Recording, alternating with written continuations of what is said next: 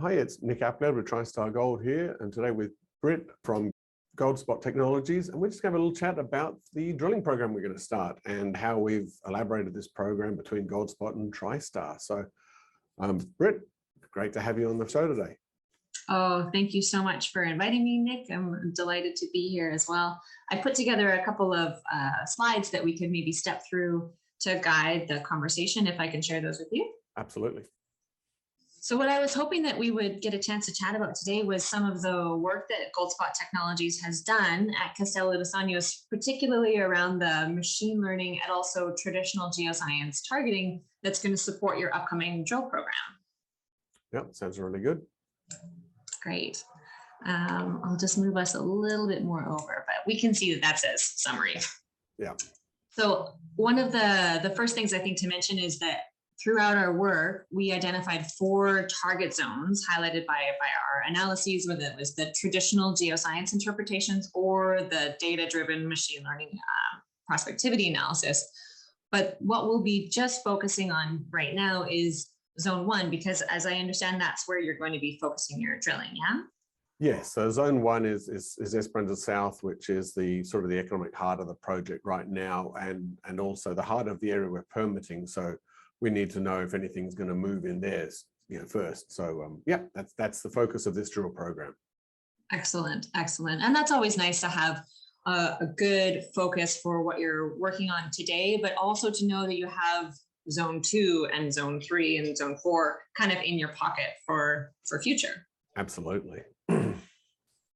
So I'll just show you quickly the prospectivity results. This is the same scale of map that we saw just a moment ago with the same zones outlined in the same places, but the prospectivity results are symbolized in red, and the proposed collars for the drilling are small navy squares.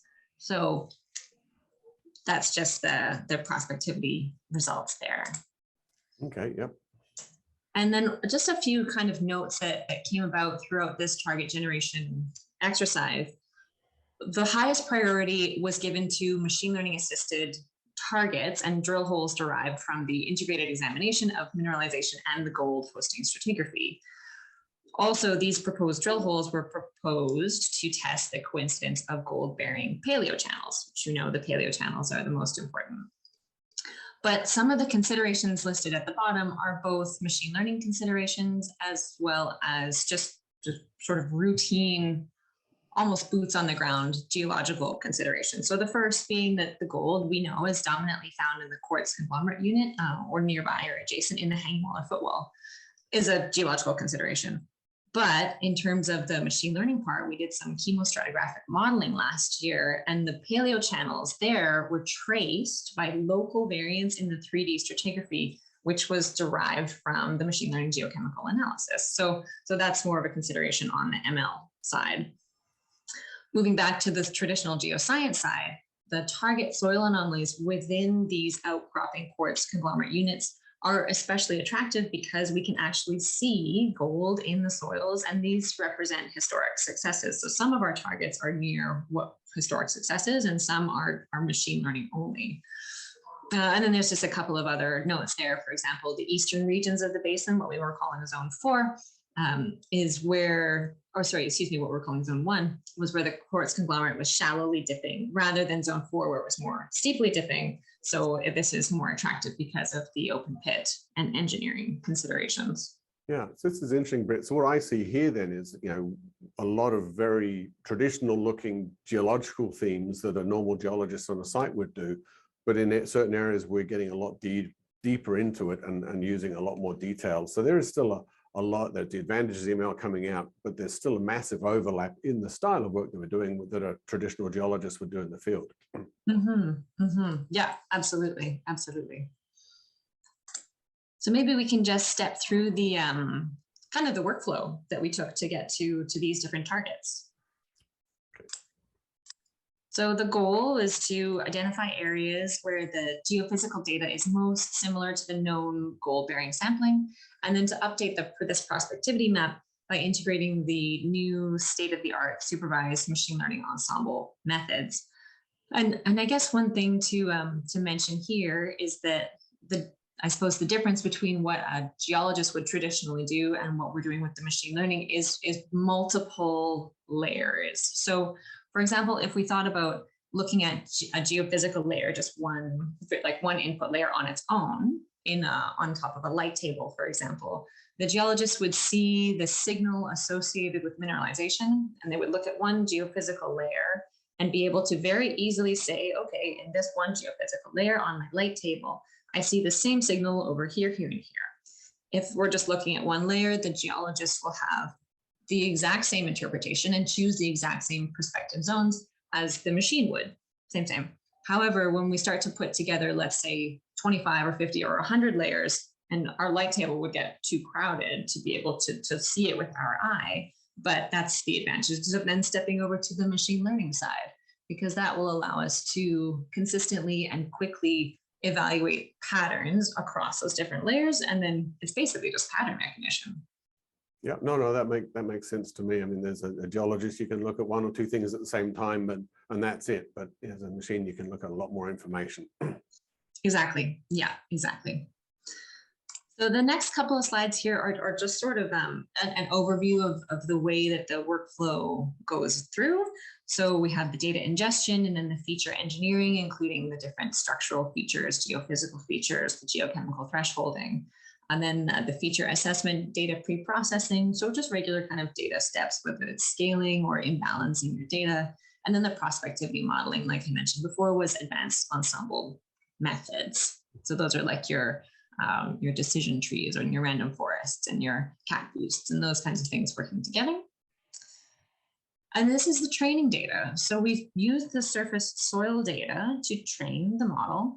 And in areas where we have a gold value of greater than 250, that was called prospective. And then a 0 was a gold value of less than 25. So if your value happened to be between 205 and 250, it didn't get included at all because it wasn't necessarily definitely a yes or definitely a no. And this is an example of the same training data that we just saw on top of this dark unit in the back is from gamma ray spectroscopy. So it's a remote sensing geophysics layer. And what we're seeing here in these lighter colors is the rock type marker unit, which was identified from our remote sensing. Another remote sensing layer that we'll use are these, what we're calling remote sensing signal groups. So the black circle here is the AOI. And what we're seeing is unsupervised groupings that were derived from the geophysical stack. And these are used as new features, new input layer features. So now we're thinking about our geophysics layers on their own. We also have these clustered layers that are going into our data stack as well. So our data stack is getting deeper and deeper. I'll probably just step over some of these pages because it just gets a bit into the details. It does show the depth of work you guys went into, but yes, it is hard to follow for a layman like myself. Yeah, well, just basically to show that we're doing our homework here. I will mention just a little bit about this data modeling workflow. So again, we were using the artificial intelligence pieces, which is the advanced ensemble and boosting methods and the hyperparameter tuning all together for the purpose of creating our prediction. And the prediction is another word for our prospectivity analysis. So we can just step over the next few slides here and then get to a really interesting piece of work that was sort of like a sub-step, which was the stratigraphic surface geometry for gold domaining. So basically what we were doing was looking for local variance. I'll take a tiny step back. So we did this chemostratigraphic modeling from that beautiful 4-acid drilling data set that you had across Esperanza South. It enabled us to do this very detailed chemostratigraphic modeling to identify the quartz conglomerate unit. So then once we had identified the top and the bottom of the quartz conglomerate unit, what we could do was look for local stratigraphic geometry changes. So looking at the local variance to be able to identify paleo channels, which is exactly what we're looking for. What we're doing here, yeah. Exactly, that's exactly why we're here. So I'll just take a couple of steps through here to show you this slide. So this is what we're calling the geometric orientation index. And so we have within each pixel, there it has a neighbor, and then the neighbor will be either in front of it or behind it, so north or south, or beside it, or above it or below it. So each pixel has an XYZ component or XYZ measurement. And what we see here is in this corner right around Esperanza South, looking at now the up-down component, we can see these local trends, and these can be interpreted as actual like little, this is like the bottom of our, sorry, I should say this is the bottom of our quartz clastic sandstone conglomerate unit. So we'll be able to see this little trough in the bottom of our quartz clastic unit. So this is what we're interpreting as a paleochannel. And if we look at this over here, we can see these potential extensions of the paleochannel. And so this is cool because this is a hugely data-driven work to see these paleochannels. And I was curious about, you know, I haven't been to the field and seen these features myself, but have these kinds of features been identified, you know, elsewhere in the field, or the observations? The channels are always something we're looking for, but, you know, and I do know that the great work we've had done by Dr. Rael Lipson and Paul Carpenter, our field sedimentologist expert, all of their mapping shows the original flow trend from the northeast to the southwest in that orientation that we're seeing these channels. So for me, it's a great confidence booster to get that, you know, on the boots groundwork, giving the same result as this purely data-driven you know, target generation is giving us as well. And I have also noticed loading this data into our mining software that, you know, you do see when you're getting a drill hole hitting in this, you're getting some nice values, and you get a drill hole that's just missed it, and you think, you know, and you get a lower value where maybe we would have expected a high value, and think, okay, well, it's because we were 50 meters the wrong side of the channel. So this is really exciting for me. That's excellent. It's so so comforting to see different data streams give you the same results. Yeah. So I'll just maybe step through a couple of the proposed drill holes here. So we're looking at the prospectivity results, and then these dark rectangles are the proposed drill holes. And so we see that several of them are next to, or all of them are within the high prospectivity areas. And I just wanted to mention that previously when we were doing this, this targeting, we had some ideas to do some core holes, and also some RC holes, but that's no longer the case. No, that's correct. Right now we are restricted to 2 RC rigs and it's probably a slightly smaller program as well. So we're sort of being a little selective in which ones we can do, but, you know, we're trying to hit as many as we can in zone 1 there, and doing the full 2,500 meters in zone 1 there. Beautiful. That's excellent. I'm so excited to see the results of this drilling. Yeah. So we won't go through all of these drill holes laboriously, but I just wanted to point out a few. So on the left-hand side here, we have golden soils, and drill hole 01, as well as these 4 drill holes over here, are coincident with machine learning prospectivity targets, but not coincident with surface soil anomalies. So we can call these pure machine learning targets. Whereas drill holes 2 to 5 are machine learning targets, absolutely, but they're also coincident with soils and anomalies. So we could call these tandem targets as well.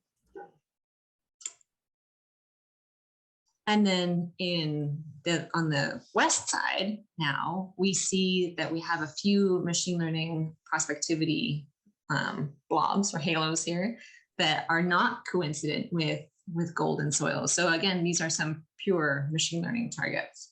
Yeah, that hole 4 is one that really excites me. It's about, you know, because it's over 1 kilometer to the west, and it is nearly a dip slope down there as well. So that it's always intrigued us what happens down there. And I've been desperate to drill a hole over there.